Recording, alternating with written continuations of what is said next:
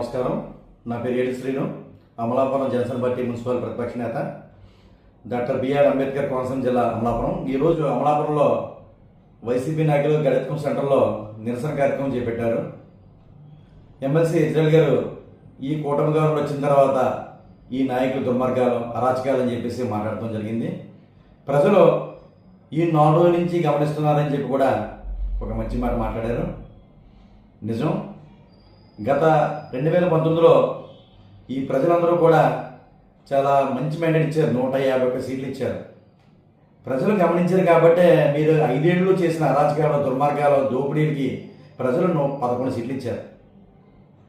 మీరు ఇలాగే ఉంటే నెక్స్ట్ ఎలక్షన్కి 1 సీట్ కూడా రాని పరిస్థితి. అంటే ప్రజల విశ్వాసం మీరు కోల్పోయారు. అంబటి రాంబాబు గారు అమ్మాయి గారు కాపుకులం అంటే చాలా అభిమానం అని చెప్పేసి అన్నారు. చాలా సంతోషం. మరి ఆవిడ గత 5 ఏళ్ళలో కూడా వాళ్ళ నాన్నగారైతే కానీ, పేరు నాని గారే కానీ, కోడలని, వంశీ వీళ్ళందరూ కూడా ఎలా మాట్లాడారనేది కూడా ఆవిడకి మరి తెలుసో తెలియదో. చిరంజీవి గారు రాజకీయాలకు సంబంధం లేదు. చిరంజీవి గారు తల్లి కోసం మాట్లాడారు. అలాగే కళ్యాణి గారు పిల్లల కోసం కూడా మాట్లాడటం జరిగింది. అప్పుడు నీకు కులం గుర్తు రాలేదా అని ఒక సోదరిగా నేను అడుగుతున్నాను. అసలు వీళ్ళు చేసిన దుర్మార్గాలకి రాష్ట్రపతి పాలన అప్పుడు 2019లో పెట్టారు. ప్రజలందరూ ఎంత ఇసిగిపోయి 2024లో ప్రజలు స్వచ్ఛందంగా బూత్ దగ్గరికి వచ్చి ఓటేసి ఈ కూటమి గవర్నమెంట్కి 124 సీట్లు ఇవ్వడం జరిగింది. ఇది మామూలు విషయం కాదు, చరిత్ర. ఇంకా కూడా ప్రజలు మందన పొందే ప్రయత్నం చేయాలి తప్ప ప్రజల చేత చీఎంపీ పనులే మీరు చేయడం జరుగుతుంది.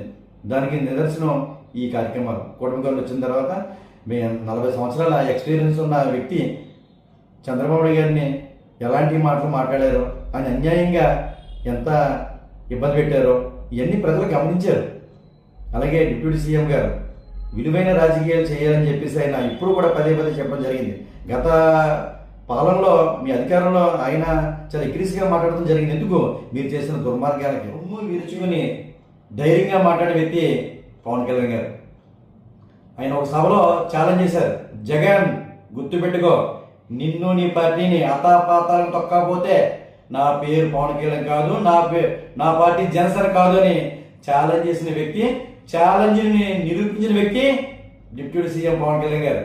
That is Pawan Kalyan. మీరు రాష్ట్రపతి పాలన పెట్టండి అని చెప్పి మాట్లాడడం చాలా విడ్డూరంగా ఉంది.